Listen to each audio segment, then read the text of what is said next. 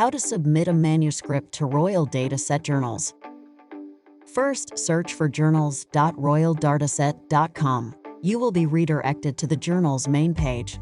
Then, choose the journal you wish to publish. The page language can be chosen between English and Portuguese. Click Send Article or log in to access the journal system. If you are a new user, click Register. Fill in the registration form to access the submission system. Attention to details so that your data does not contain errors. In the given name box, you should include first and second names and middle surnames. In family name, you should include only your last surname. In affiliation, add only the name of your institution. Choose username and password and agree with the terms. After completing the registration, log into the system. Go to the main menu and click New Submission.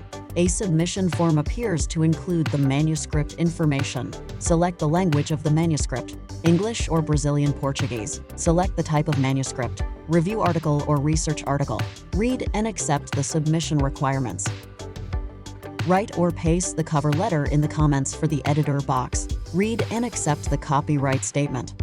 In the Submission tab, add the manuscript file and other supporting documents.